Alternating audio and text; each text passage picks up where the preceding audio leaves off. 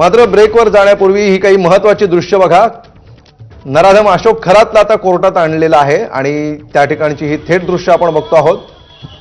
त्याची पोलीस कोठडी आज संपते आहे आणि ही पोलीस कोठडी वाढवून घेण्याचा सध्या क्राईम ब्रांचचा प्रयत्न असणार आहे, पोलिसांचा प्रयत्न असणार आहे। त्यामुळे आज कोर्टात नेमकं काय होतं आणि ही कोठडी किती वाढवून मिळते याकडे देखील लक्ष असणार आहे। एसआयटी गेल्या काही दिवसांपासून या खरातचा कसून तपास करते आहे। वेगवेगळ्या ठिकाणी त्याचा तपास करण्यात आलेला आहे आणि आतापर्यंत अनेक महिला त्याच्या विरोधात समोर आलेल्या आहेत, ज्यांची देखील अत्यंत गोपनीय पद्धतीने चौकशी सुरू आहे। एकूण 6 गुन्हे आतापर्यंत दाखल झालेले आहेत आणि त्यानंतर वेगवेगळ्या यंत्रणांना खरातचा ताबा हवा आहे। एसआयटीच्या चौकशीनंतर आता क्राईम ब्रांचला देखील त्यांच्याकडे आलेल्या माहितीच्या अनुषंगाने वेगळा तपास करायचा आहे।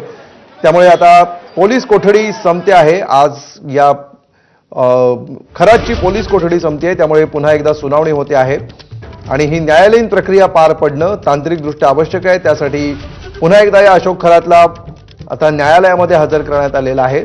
थोड्याच वेळात या ठिकाणची सुनावणी पार पडेल आणि त्याच्या पोलीस कोठडीमध्ये नेमकी किती वाढ होते, काय नेमकं